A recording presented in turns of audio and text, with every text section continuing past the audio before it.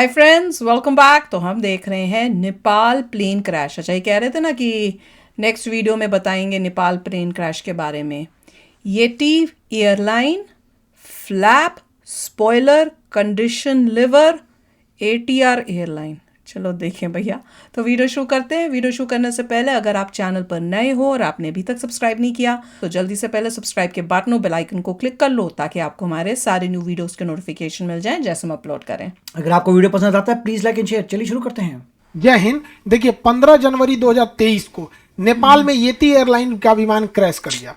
अब उस समय हमको कुछ ज़्यादा बताने के लिए था नहीं, क्योंकि उस विमान क्यों क्रैश किया अब वो उसका कोई डिटेल था नहीं यहाँ पे। अभी उस विमान का क्या कारण था डिटेल से उसका पूरी रिपोर्ट आ गई है, जांच की रिपोर्ट आ गई है, और हम आपको इसमें बताते हैं कि कैसे एक पायलट की छोटी सी गलती पूरी जहाज को ले डूबा। उसमें बैठे 72 लोगों की जान चली गई यहाँ पर। तो पूरी रिपोर्ट आ गई है। उस पूरी रिपोर्ट में आपको समझाते हैं कि आखिर उस दिन क्या हुआ था येती एयरलाइन के साथ, और केवल लैंडिंग के 15 सेकंड पहले कैसे विमान दुर्घटनाग्रस्त हो गया। देखिए, येती एयरलाइन का विमान जब दुर्घटनाग्रस्त हुआ तो उसके ब्लैक बॉक्स को भेज दिया गया डिकोड करने के लिए, ताकि उसमें समझा जा सके कि क्या था। शुरुआत में ब्लैक बॉक्स ब्लैक थे, लेकिन बाद में इसे ऑरेंज किया गया ताकि इसे दिखने में इजी हो सके। तब से इसका नाम ब्लैक बॉक्स ही है। ब्लैक बॉक्स का दो हिस्सा होता है। एक को बोलते हैं फ्लाइट डेटा रिकॉर्डर। तो ये फ्लाइट डेटा रिकॉर्डर फ्लाइट की ऊंचाई, स्पीड, एयर प्रेशर, फ्यूल कितना था, इंजन कितने % पे था, यानी जितनी डेटा वाली चीजें होती हैं, जो मशीनरी चीजें होती हैं, उस सबका रिकॉर्ड रखता है फ्लाइट डेटा रिकॉर्डर। और एक होता है cockpit voice recorder. Cockpit voice recorder जो होता है सीवीआर, दोनों पायलट क्या बात कर रहे हैं, एक दूसरे को क्या ऑर्डर दिए, ये दोनों को रिकॉर्ड किया जाता है। ये दोनों को इसलिए है कि मान के चलिए पायलट ने कहा कि इंजन का पावर बढ़ाओ, इसने कह दिया हम बढ़ा दिए और उसने बढ़ाया ही नहीं, तो कैसे पता चलेगा कि किस पायलट की गलती है। तो यहां तो रिकॉर्ड हो जाएगा कि कैप्टन ने जूनियर से कहा कि पावर बढ़ाओ और उसने बढ़ाया या नहीं बढ़ाया, वो फ्लाइट डेटा रिकॉर्डर में पूरी रहेगी। तो मशीनरीज की जानकारी इसमें और क्या बात कर रहा है इसकी, जब इन दोनों को मैच किया गया तब पता चला कि कितनी एक छोटी सी लापरवाही ने कैसे इसकी जान ले लिया। देखिए एक बार इसकी ब्रीफिंग समझते हैं। नेपाल में जो नेपाल का शहर काठमांडू नेपाल की राजधानी है। तो काठमांडू नेपाल से पोखरा जा रहा था ये जहाज। पोखरा एक पर्यटक जगह है नेपाल का, काठमांडू के बाद काफ़ी फेमस जगह है। ये पोखरा एयरपोर्ट में इतने लोग जा रहे थे पैसेंजर, ताकि उसके नया पुराने एयरपोर्ट की जगह पे अब नया एयरपोर्ट बनाया गया था। 15 दिन हुआ था इस एयरपोर्ट के उद्घाटन, यानी 1 जनवरी 2023 को इस एयरपोर्ट का उद्घाटन हुआ था, पोखरा इंटरनेशनल एयरपोर्ट का। 15 जनवरी को ये घटना हो गई। काठमांडू से पोखरा जा रहा यह विमान महज 146 किलोमीटर की दूरी जाना था, जिसे लगभग 35 मिनट में वो ट्रेवल कर लेता। अब ये डिपेंड करता है हवाओं का डायरेक्शन किधर है। कभी हवाओं के डायरेक्शन सेम डायरेक्शन में हो जाता है तो थोड़ा दिक्कत नहीं होती है, मौसम खराब रहता है तो टाइम भी लग जाती है। ये 10:33 पे उड़ान भरता है काठमांडू से, और 10:57 पे पोखरा पहुंच जाता है। 15 सेकंड और ये रुक जाता तो जहाज लैंड कर जाता। 10 से 15 सेकंड में ही जहाज लैंड कर जाता, लेकिन अंतिम वहीं पे दुर्घटना हो गया। दुनिया में जितने जहाज क्रैश किए ना, उसका 90% जहाज लैंडिंग के टाइम पे ही क्रैश किया। सबसे टफ प्रोसीजर होता है लैंडिंग का। उस जहाज में 68 पैसेंजर थे, 4 क्रू मेंबर थे, यानी लगभग 72 लोग थे। इसमें 5 भारतीय भी थे। 72 में ही 5 थे। इसमें से किसी को नहीं बचाया जा सका और येती एयरलाइन का फ्लाइट 691 क्रैश कर गया। अब इसको डिटेल से समझते हैं कि क्रैश कैसे किया गया। तो देखिए, किसी भी जहाज में 2 पायलट होते हैं। सीनियर को कहते हैं कैप्टन, जूनियर को कहते हैं फर्स्ट ऑफिसर। कैप्टन के लिए CAPT लिखा रहता है कैप्टन के लिए, और इस फर्स्ट ऑफिसर के लिए F.O लिखता है। यहाँ पे ये फर्स्ट ऑफिसर हो गए। कैप्टन में 4 स्ट्रिप्स होते हैं हाथ पे, और फर्स्ट ऑफिसर के 3 होते हैं। यहाँ पे कंधे पे भी कैप्टन के 4 स्ट्रिप्स लगी होते हैं, और फर्स्ट ऑफिसर के 3 होते हैं। समझ आ गया कि नहीं आ गया? तो ये कैप्टन का फर्क होता है। यहाँ पे कैप्टन जो होता है लेफ्ट साइड में बैठता है, और फर्स्ट ऑफिसर राइट साइड में बैठता है जहाज में। यहाँ पे इस जहाज को उड़ा रहे थे कैप्टन कमल उड़ा रहे थे, और फर्स्ट ऑफिसर जो थी वो अंजू थी। ये इनका बतौर फर्स्ट ऑफिसर इनकी लास्ट फ्लाइट थी। अगर ये जहाज लैंड कर जाता तो इनका प्रमोशन देके ये भी कैप्टन बन जाती और 3 की जगह 4 स्टिप लग जाते। लेकिन इनका दुर्भाग्य था जो इनकी लैंडिंग नहीं हो पाई। इनके पति की भी येती एयरलाइंस में 2006 में विमान दुर्घटना में मृत्यु हो गई थी। तो काफी दुखद रहा इनके साथ, ये विमान में जो भी बैठे थे। अब इन दोनों पायलट के सूझबूझ से ही जहाज को पूरी तरह से उड़ाया जाता है, क्योंकि जहाज में इतने इंस्ट्रूमेंट होते हैं कि सामने भी देखना है, इंस्ट्रूमेंट्स को भी देखना है, प्रोसीजर भी फॉलो करना है, तो एक आदमी से नहीं हो पाता है। इसलिए उसमें 2 पायलट होते हैं, एक कमांड देता है, दूसरा उसको फॉलो कर देता है। तो यही हो रहा था यहाँ पे। चेक प्रोसीजर बहुत ज़रूरी होता है, चेक लिस्ट फॉलो करना होता है। जब जहाज लैंडिंग के लिए आती है तो कैप्टन जो होता है वो सीधे लाइन अप कर लेता है, फर्स्ट ऑफिसर को वो अपना ऑर्डर करते रहता है कि इंजन पावर को घटाना है। तो यह इसका एक विमान में चेकलिस्ट प्रोसीजर है। जैसे गियर डाउन करना है, लैंडिंग गियर यानी चक्के को नीचे करना है, तो यहाँ लैंडिंग गियर का नोब होता है, उसको नीचे कर देते हैं और तब जैसे चक्का नीचे हो जाएगा तो 3 लाइट जल जाएंगे, क्योंकि 2 चक्के पीछे होते हैं और एक नोज लैंडिंग गियर आगे होता है, तीनों लाइट जल जाएंगे। तो कैप्टन बोलेगा लैंडिंग गियर डाउन, तो फर्स्ट ऑफिसर क्या करेगा, लैंडिंग गियर को डाउन करेगा, और जब जैसे डाउन हो जाएगा तो बोलेगा चेक, मतलब हमने कर दिया। तो लैंडिंग गियर डाउन, उसने लैंडिंग गियर डाउन, फिर बोलेगा चेक। ये रूल है, कोई भी काम जब हो जाए तो उसके बाद उन्हें बोलना है चेक। और जब एटीसी से बात करते हैं, एयर ट्रैफिक कंट्रोलर से, तो हाँ बोलना है तो हाँ नहीं बोलते हैं, रोजर बोलते हैं या कॉपी। जैसे बोलना है कि राइट टर्न तो कहेगा रोजर, मतलब समझ गए कि राइट मुड़ना है, या कॉपी। तो ये कोड है, क्योंकि ना जहाजों में ना जो बात होती है रेडियो फ्रीक्वेंसी में काफी हल्ला होता है उसमें, तो उस वजह से ना ऐसी भाषा का प्रयोग किया जाता है जो मैच ना करे आम बोलचाल की भाषा में। जैसे इमरजेंसी में मेडे मेडे मेडे, तो ये आम भाषा में ही नहीं है, कितना भी घड़घड़ाहट हो जाएगा ये आवाज अलग लगने लगेगी, इसलिए थोड़ी सी रेडियो की भाषा ऐसी रखी जाती है। रोजर मतलब हाँ ठीक है, कॉपी का मतलब भी ठीक है, नेगेटिव मतलब नहीं हमको नहीं पता। उसी तरह चेक मतलब हाँ जो तुमने बोला हमने कर दिया उसको। तो उसने बोला landing gear, altitude 500 feet, captain ने बोला कि इसके कम करो, जहाज की एल्टीट्यूड को, ऊंचाई को 500 फीट करो, तो उसने 500 फीट भर दिया, उसके बोल दिया चेक, मतलब हमने कर दिया। दूसरा इंजन पावर 25%, जब जहाज लैंड करती है तो आइडियल पे करके 25% की इंजन पावर पे उसे लैंड कराया जाता है, तो ज़्यादा थ्रस्ट की जरूरत नहीं है। तो इंजन जब 25% पे हो गया तो फर्स्ट ऑफिसर ने बोला चेक, मतलब हो गया। यही गलती हुई चौथे, यहाँ प्रोसीजर में चौथे में क्या दिक्कत हुआ, कैप्टन ने बोला फ्लैप 30 डिग्री, फ्लैप्स होता है विंग्स का निचला भाग, अभी आगे समझाएंगे, वीडियो में भी दिखाएंगे, उसको 30 डिग्री पे घुमा कर पाया। इसने बोला चेक, किया नहीं, मतलब हमने घुमा दिया। लेकिन जब कॉकपिट वॉइस रिकॉर्डर और फ्लाइट डेटा रिकॉर्डर यानी ब्लैक बॉक्स में पता चला, तो पता चला कि बोला गया कि फ्लैप 30 डिग्री करना है, और को पायलट ने भी कह दिया कि चेक, लेकिन उसने 30 डिग्री किया नहीं था। अब यहाँ पकड़ा गए इन्वेस्टिगेटर नहीं किया कि भैया उसने बोल रहा है कि फ्लैप 30 डिग्री, फर्स्ट ऑफिसर बोल रहा है चेक, मतलब हमने कर दिया। अब फ्लाइट डेटा रिकॉर्डर कह रहा है कि नहीं नहीं नहीं, एक्सीडेंट के बाद भी, दुर्घटना के बाद भी फ्लैप 15 डिग्री पे था, तब सब छाती पीट रहा है, ससुरा तो नहीं खराब था। जब फ्लैप 15 डिग्री पे था तो कौन बटन या दाब के इधरिया से बोल दिया कि चेक, मतलब ये दूसरा कोनो बटन दाब दिया है, इतना तो कंफर्म था। अब जांच के बाद पता चलता है, देखते हैं कैसे होता है, आगे समझिए। यहाँ पे देखिए, जैसे ये पोखरा एयरपोर्ट पे पहुंचे तो एटीसी एयर ट्रैफिक कंट्रोलर ने कहा कि आप रनवे 30 पे लैंड कर दीजिए। अभी हम रनवे का भी एंगल बता देते हैं, 30 पे उतर जाइए। तो इन्होंने कहा कि हम रनवे 30 पे नहीं आ पाएंगे, हम घुमा के आते हैं रनवे 12 पर। क्यों? रनवे 12 पर उतरेंगे। तो एटीसी ने कहा ठीक है, आप एयरपोर्ट का एक चक्कर लगाइए, इस साइड से उतरिए, और यहीं पे विमान दुर्घटना हो गया। एकदम सामने रनवे पे दिखाई दे रहा था रनवे पे, और वहीं दुर्घटना हो गया। किसी भी जहाज में फ्लैप क्या होता है, विंग्स का ये निचला हिस्सा जो दिख रहा है ये होता है फ्लैप, ये अंदर घुस जाता है। देखिए रहता ये बराबर है, प्लेन में बैठ, लेकिन ये बाहर निकल देते हैं कि रुकने के ये लिए बाहर निकल सकता है, इस पाइलॉन पे बाहर निकल सकता है। थोड़ा सा निकलता है तो कहते हैं 15 डिग्री निकला है, और निकल गया तो कहते हैं 30 डिग्री निकला है। ये जितना ज्यादा निकलेगा हवाओं को उतना रोकेगा, फड़फड़ फड़फड़ करेगी जहाज, हिलता है। फड़फड़ फड़फड़। इसलिए जब ये लैंडिंग के टाइम उतरता है, जब रोकने के टाइम पे होता है, तभी इसको नीचे किया जाता है। फुल स्पीड में इसको नीचे करेंगे, जहाज इससे डिसबैलेंस हो जाएगा। तो इससे हम लोग नॉर्मल 0 डिग्री पे रखते हैं। इसको यहाँ पर मेंटेन करने के लिए फ्लैप लीवर होता है जहाज में, जिससे ये कंट्रोल किया जाता है। यही पूरे गड़बड़ का कारण है जहाज को गिरने में। समझिए कैसे, इसको वीडियो से समझते हैं हम लोग। यहाँ समझिए, ये फ्लाइट है, ये रडार है, यही रडार पूरी तरह से उसको जांच करता है जहाज कहाँ गया। यहाँ पर फ्लाइट जैसे ये टेक ऑफ करती है तो फ्लैप थोड़ा सा नीचे रहता है। देखिए फ्लाइट में आप फिजिक्स में पढ़े होंगे, जहाज की परछाई क्यों नहीं बनती है, विवर्तन के कारण परछाई नहीं बनती है। ये फ्लाइट उड़ गई, यहाँ नीचे आपको VOR दिखेगा जो जहाजों को दाहिने बाएं बताता है। ये है VOR, यही बताता है कि वे पॉइंट किधर है, बहुत जरूरी वो चीज होता है। ये नीचे दूसरी जहाजें हैं, सब पूरी एयरपोर्ट का व्यू है।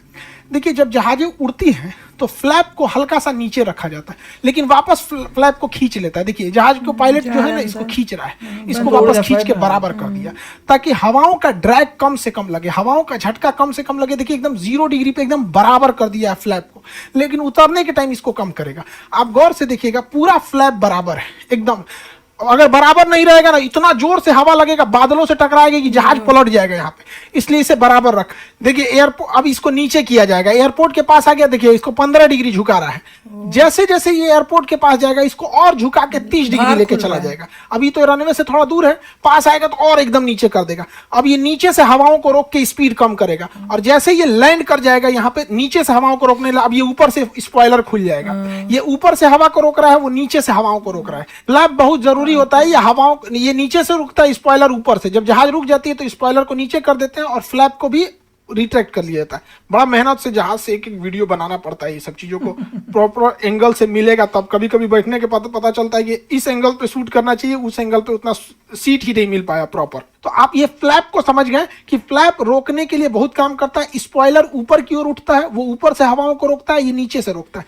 यही फ्लैप को नीचे करना था वहां पे। तो कैप्टन ने कहा वहां पर कि फ्लैप को 15 डिग्री डाउन कर दो। ये फ्लैप है, यहाँ पर फ्लैप को 15 से 30 करना था। 15 डिग्री के बजाय इसको और घटा के 30 करना था। पीछे तक लाना तो था। कैप्टन ने कहा कि फ्लैप 30 डिग्री। तो कैप्टन ने कहा चेक, मतलब 30 कर दिया, पर ये लेकिन उन्होंने लाइन- नहीं किया।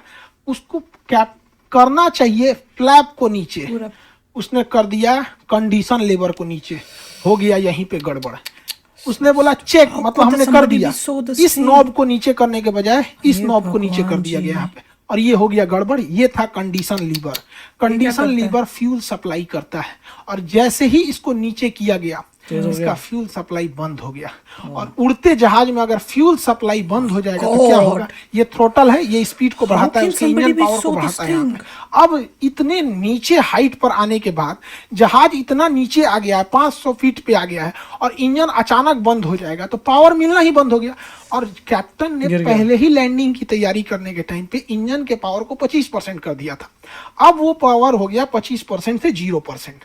अब वो डिसबैलेंस होने लगा। पायलट को समझ में नहीं आ रहा है कि हो क्यों रहा है। पायलट अपना पूरा दिमाग लगा रहा है। उसने जो कंडीशन लीवर तो हो गया 0, फ्यूल सप्लाई हो गया बंद। अब उसने क्या किया, थ्रोटल को बढ़ा दिया। थ्रोटल पावर दे रहा है इंजन में भयानक पूरा। अरे भैया, इंजन में फ्यूल नहीं आ रहा है, आपके पावर देने से क्या हो जाएगा? जहाज पूरा डिसबैलेंस हो गया। जहाज जब इंजन का पावर नहीं मिल पाता है, इंजन काम करना छोड़ देता है, उस कंडीशन को कहते हैं स्टॉल। स्टॉल अगर बहुत ज्यादा हाइट पे होता है तो समझ में आता है, बचाया जा सकता है, लेकिन लो हाइट पे अगर स्टॉल हो गया तो बचाना बहुत मुश्किल होता है। ये 500 फीट की हाइट पे था जब तक पायलट संभले कि एल्टीट्यूड गिरते गया और ये विमान पूरी तरह से बगल में ही रनवे से महज 15 सेकंड पहले ये विमान इस तरह से बैंक हो गया। झुक जाता है तो बैंक कहते हैं, मुड़ता है तो मुड़ना अलग होता है, बैंक मतलब होता है झुक जाना। जहाज इस तरह से बैंक हो गया, और ये इसका आखिरी वीडियो था। एक लाइव भी वीडियो इसके चलाया जा रहा था, बहुत दुखद वीडियो, जिसके बाद ये दुर्घटनाग्रस्त हो गया और प्लेन में आग लग गई। विमान दुर्घटना में ज्यादातर जो मौत होती है वो आग लगने से होती है, क्योंकि आग इतना तेज लग जाता है, जहाज में निकलने का जगह बहुत पतला रहता है, सारे लोग झुलस जाते हैं। और इतने लोगों को उनके सपने भी, सबके अपने जीवन के सपने होते हैं, वो सब चकनाचूर हो गए एक छोटी सी गलती से। अब इसको समझते हैं पायलट से ऐसी गलती क्यों हुई। पायलट से का को-पायलट ऐसी गलती न हो, इसलिए विमान कंपनियां जानबूझ के इस लीवर को छोटा रखती हैं, इसे बड़ा रखती हैं, ताकि पहचानने में दिक्कत ना हो फ्लैप को। दूसरा, फ्लैप अगर पीछे करना है तो इसे उठा के उसके बाद पीछे किया जाता है।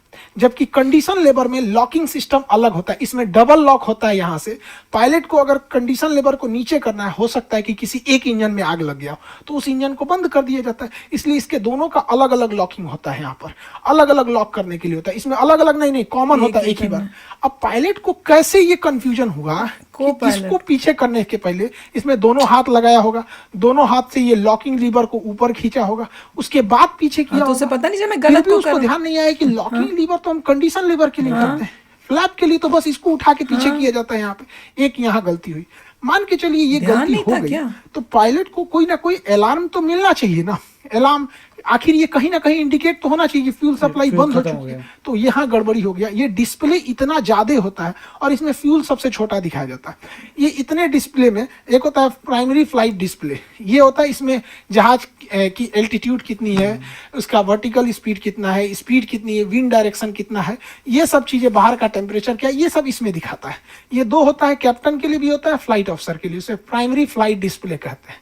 तो ये पीएफडी डिस्प्ले होता है। इसके बगल में नेविगेशन डिस्प्ले होता है। इसमें जहाज दोनों साइड में होता है, नेविगेशन डिस्प्ले दोनों साइड में। इसमें जहाज किस डायरेक्शन में जा रहा है, उस कितना एंगल पे उड़ रहा है और आगे बादल है या नहीं, मौसम खराब है कि नहीं, ये नेविगेशन डिस्प्ले पे दिखाता है। वे पॉइंट कहाँ से दाहिने और बाएं मुड़ना है। अब इसके बीचों बीच में एक डिस्प्ले होता है जिसे जिसमें कहते होता हैं है इंजन स्टेटस डिस्प्ले। इंजन दोनों के लिए बीच स्टेटस, इसी में फ्यूल दिखाता है। अब बताइए, इतना छोटा है इंजन स्टेटस, इसको हम बड़ा करके यहाँ जूम करते हैं। देखिए इतना बड़ा स्क्रीन है, इसमें दिखा रहा है कि जहाज का इंजन, एक नंबर इंजन 21% पे है, दूसरा भी 21% पे है। इंजन का जो धुआं निकल रहा है उसकी जो वो है आपका टेम्परेचर, उसका 459, इसका 461 डिग्री, ये टेम्परेचर दिखा रहा है। फ्यूल कहाँ दिखाता है, तो यहाँ दिखाता है। Oh my इसमें 1453 लीटर फ्यूल है। इतना छोटे एरिया में दिखा रहा है। अब तो हम यहाँ बड़ा करके दिखा रहे हैं ना। आप सोचिए नेविगेशन डिस्प्ले में यहीं पे दिखाता है ये रहा फ्यूल। अब पायलट को उतना ध्यान नहीं जाता है यहाँ पर, इतना छोटा सा ये navigation display, engine status display. Height हम क्यों कर रहे हैं, अगर बहुत हाइट पे इंजन इंस्टॉल करता है तो पायलट बचा ले जाता है, उसको सोचने समझने की फुर्सत होती है। 30,000 फीट से जहाज नीचे आते आते 10 मिनट लग जाता है, अच्छा खासा समय लग जाता है उसको, क्योंकि वो फिर ग्लाइड करते हुए आता है। ये इतना नीचे था कि पायलट समझे कि गड़बड़। यही घटना अगर हाइट पे हुई रहती तो पायलट कंफर्म बचा ले आता, लेकिन बेचारा पायलट करे तो क्या करे, 500 फीट हाइट बची थी यहाँ पर। तो यहाँ पर कट हो गया, ये शो कर रहा था। दूसरा, अलार्म जब बजने लगता है ना तो T T T T T T करके 4-5 को बजने लगता है, तो समय भी तो मिलना चाहिए। और पायलट के ऊपर प्रेशर, ये उस दिन की तीसरी फ्लाइट थी। सोचिए उसी पायलट सुबह 10:30 बजे तक तीसरी फ्लाइट में बैठा दिया गया पायलट के ऊपर। कितना प्रेशर दिया जा रहा है एयरलाइन कंपनी के ऊपर, पायलट के। कोई नहीं जानता पायलट के ऊपर कितना प्रेशर है। दुर्घटना हुआ, सीधा ब्लेम डाल दो पायलट के ऊपर। पायलट से गलती हुई, लेकिन उसका स्ट्रेस कितना है। सुबह से ये तीसरी फ्लाइट थी पायलट के और ये ऊपर। 10 बजे जहाज की को थी, इससे लैंड पहले कराना कब की सबसे क्रूशियल चीज होता है। अप्रोच चार्ट मिला होता है, इसमें 5 सेक्शन होते हैं। ये आपका लेआउट होता है एयरपोर्ट का, कि एयरपोर्ट लेआउट कहाँ है। ये निचला हिस्सा होता है, ये इसमें मिनिमम्स लिखे होते हैं कि मिनिमम एल्टीट्यूड कितनी होनी चाहिए, डिसीजन हाइट कितना है कि 650 फीट की ऊंचाई पे आपको डिसीजन ले लेना है कि उतारना है कि नहीं है। रनवे विजिबिलिटी 1.5 किलोमीटर है। ये मिनिमम्स बताता है कि कम से कम इतनी चीजें होनी चाहिए। इसके ऊपर आपको ये वाला जो होता है, ये एरिया प्रोफाइल बताता है कि इसमें इसी हिसाब से जहाज को लाना होता है। ना ज्यादा हाइट होना चाहिए, ज्यादा हाइट हो जाएगा तो रनवे के ऊपर गिर जाएगा, हाइट इससे कम हो गया तो पहले ही थुथुर पूछ लेगा। तो इसी के बीच में 3 डिग्री पे उतारना होता है। अब ये मैच कराना है degree by degree, height by height, कितना टफ होता है। उसके बाद ये प्लान व्यू होता है। प्लान व्यू में जहाज को ना दाहिने रखना है ना बाएं। दाहिने बाएं रखेंगे तो एने ओने उलट जाएगा। इसके अलावे अगर मिस अप्रोच हो गया, पता चला आते आते कोहरा हो गया, नहीं दिखा, तो कहाँ भागेगा। ऐसा थोड़ी अरे कोहरा है भागो भागो, कहीं लेके घूम जाएगा, लड़ा देगा किसी और में। उसमें मिस अप्रोच का प्रॉपर पॉइंट होता है कि अगर मिस अप्रोच हो गए तो यहाँ प्रॉपर लिखा होता है कि आपको 2100 फीट तक क्लाइंब करना है, फिर टर्न लेफ्ट होना है, उसके बाद वहाँ होल्डिंग पैटर्न को फॉलो करना है, इन बाउंड आउट बाउंड। तो ये काफी लंबा चौड़ा होता है, इस वजह से उनके ऊपर स्ट्रेस बहुत हो जाता है। इसके अलावे नेपाल का एक बहुत पुराना इतिहास रहा है। नेपाल में बहुत सारे दुर्घटनाएं होते हैं, जिसका एक बड़ा कारण होता है नेपाल का पहाड़ी एरिया। पहाड़ी एरिया में मौसम अचानक चेंज हो जाते हैं। इसके अलावे नेपाल में बादल जो होता है पहाड़ों के पीछे, बादल के पीछे पहाड़ छुपे होते हैं। तो अमूमन पायलट को अगर बादल नहीं दिखा तो क्रॉस कर जाएगा और जाके पहाड़ में टकरा जाएगा। ऐसा ही एक बार पाकिस्तानी इंटरनेशनल एयरलाइन PIA के साथ हुई थी। काठमांडू के समय स्टेप डिसेंट के समय वो पहाड़ से टकरा गया था। तो नेपाल में ये बहुत बार होता है। हालांकि इससे बचने के लिए आगे रेडॉन एरिया में रडार लगाया गया होता है, वो इसको बता देता है। वो हम आगे नेक्स्ट वीडियो में हम जहाज का रडार कैसे काम करता है और ये किस तरह से पायलट को इन्फॉर्म करता है कि आगे बारिश हो रही है, मौसम खराब है, जहाज में टर्बुलेंस आएगा कि नहीं आएगा, पहाड़ तो नहीं है बादल के पीछे, कैसे पता चलता है, इसको नेक्स्ट वीडियो में हम आपको समझा देंगे। यार सुन के बहुत ही शौक लगा। रीज़न कि किस वजह से क्रैश हुआ, कि पीछे खींचना था कोई और खींच दिया फ्यूल वाला, इंजन वाला, फ्यूल वाला। इतनी मतलब ऐसी गलती कैसे कोई कर लेता है, मुझे तो समझ नहीं आ रही। खासकर जब आप कर रहे हो ऐसी चीज़ों पे, आप डबल चेक कर लो। पहले आप हिला के उसको देख के फिर चेक बोलो, 2 बार ही देख के चेक बोल दो। और जरा सी गलती से सारे लोग, कोई भी नहीं बचा, वो खुद भी नहीं बचे। मतलब आप देखो, एक छोटी सी गलती से सारे प्लेन में जो बैठे थे, पायलट और को पायलट तक, कोई भी नहीं बचा। काम है, को पायलट से गलती हुई थी, को पायलट से और गलती उनके हो गई। हस्बैंड के मृत्यु हुई पहले। वो भी मैं सुन के तो न्यूज़ आई थी, मेरे को नहीं पता था ये वो न्यूज़ आई थी कि हस्बैंड की भी ऐसे चलाते हुए हुई थी। फिर उन्होंने बोला था मैं चलाऊंगी, तो और अभी बनने भी वाली थी, कह रहे हैं कि उनकी लास्ट फ्लाइट थी, उसके बाद इन्होंने भी कैप्टन बन जाना था। ओ माय गॉड, सुन के अनफॉर्चुनेट है। हमने तो समझ वो ही भी नहीं वीडियो आया। देखा था जिसमें जो इंडियन थे वो बाहर दिखा रहे थे और लग रहा था बस लैंड होने वाली है, उसका सीधा दिखाते हैं कैमरा गिर गया और वहां से आग सी लग रही है वो, तो वो देख के तो मेरी जान ही निकल गई। उस वक्त हमें लग रहा था कि बच जाएंगे और उन्होंने कहा भी था कि 2-4 लोग बच गए, मगर अब बाद में न्यूज़ आई थी कोई नहीं बच पाया और बिल्कुल ही पास था। और बिल्कुल वहां पे जहाँ लैंड करना है। और देखिए ये भी प्रॉब्लम है कि जहाँ वो जा रहे हैं मतलब रनवे से पहले ही खाई वगैरह है, माउंटेन्स हैं। अगर नॉर्मली कोई स्ट्रेट खुला एरिया होता तो कोई प्रॉब्लम नहीं थी, मतलब इतनी नहीं होती, क्योंकि जो भी है वहाँ पे यहाँ पे तो क्योंकि वो खाई में गिर गए इसकी वजह से प्लेन को प्रॉब्लम आ गई। नहीं, मुझे ये नहीं समझ में आया, पहले उनको बोला था कि आप यहाँ पता नहीं कौन से नंबर पे लैंड करो, वो कहते नहीं वहां नहीं, हम टर्न होके उधर से आएंगे। क्यों, वो क्यों जो उन्होंने भी कहा? पता नहीं स्पीड ज्यादा होगी, उनको लग रहा होगा मैं इतना बैलेंस नहीं कर पाऊंगा, स्पीड जो अगर भी यहाँ पे लैंड कर लेते तो बेटर रहता। वही उनको उस वक्त लगा कि मैं यहाँ लैंड नहीं कर पाऊंगा, जिस हिसाब से भी चल रही है तो टर्न करके आते हैं और आराम से वहां से लैंड अब तो करेंगे। प्लेन में भी बैठने में मेरी जान निकलती रहनी है। नहीं तो वैसे सुनते थे यार, no it is very safe, it is as safe as driving a car, जितने और मे बी पायलट्स सेफर। हैं वो आपके सामने ही घुस रहे होते हैं अंदर। हाँ, और जिस तरह से बता रहे, पता नहीं कितनी फ्लाइट्स कर चुके हैं, कितने थके हुए हैं, कितना उनमें अगर घर का कोई प्रेशर हो, मेंटल टेंशन हो, थोड़ा सा ध्यान ना करें तो भाई कुछ भी हो सकता है। ये तो अब देख के बहुत ही डर लगने लग गया है भाई। आप तो फ्लाइट में भी चढ़ने में डर लगेगा। या आई मीन लोग तो यही कहते हैं कि मतलब जितने भी पायलट्स होते हैं they are very nice people, बहुत ध्यान से करते हैं। हाँ, क्योंकि और उनकी भी तो उनको- जान, वो भी उनकी तो भी जान बैठे जा हैं, सकती है, वो भी इसलिए तो वो सब सोचो, कार्य अच्छा वो कोई होता है। जान पूछ के तो करेंगे नहीं, मगर उनकी ये है भी कि जान है कोई उसमें। तो काफ़ी अनफॉर्चुनेट है। और स्पेशली जहाँ पे बिल्कुल खाई हो सामने, रनवे से पहले खाई वगैरह हो, थोड़ी सी गलती हो तो आप रनवे ना कर पाएँ। ऐसे कई हैं, मेरे ख्याल से सिंगापुर भी ऐसे 2-4 हैं जहाँ पे बिल्कुल पानी के साथ आप लैंड करते हैं। My God. तो काफ़ी जगह हैं जहाँ पे ऑलरेडी सिचुएशन बहुत ही ट्रिकी है कि मतलब इतना आपके लिए इतनी लैंड नहीं है कि आप मनूवर कर पाएँ। नहीं, कुछ स्ट्रिक्ट रूल्स बनने चाहिए कि इतना आप स्ट्रेस ना दो किसी पायलट को पायलट या और उनको को, देखना ब्रेक्स चाहिए। दो। वो कह रहे 10 बजे 10:30 की ये सेकंड जो फ्लाइट है, उससे पहले वो पहले ही 2 या 3 कर चुके हैं, तो पता नहीं कब से कर रहे हैं वो। और दूसरा ये है कि उनको ऐसा करना चाहिए, बनाना चाहिए कि उधर से कोई नहीं आएगा, इधर से ही आओ। हाँ, वहां पे अगर उधर डेंजरस एरिया थोड़ा है तो इधर से ही तुमको नया करना एयरपोर्ट है। है। नया एयरपोर्ट था, सब कुछ था, बाप रे, सुन के मेरी तो जान ही निकल गई है। चलो फ्रेंड्स, चलते हैं, मिलेंगे नेक्स्ट वीडियो में बहुत ही जल्द। Till then take care and bye bye. तो अगर आप मेरे इस चैनल पे नए हो तो जल्दी से सब्सक्राइब के बटन को हिट करो और बेल आइकन को क्लिक करो, ताकि आपको मेरा जब नया वीडियो मैं लगाऊं आपको उसके बारे में जल्दी से पता चल जाए।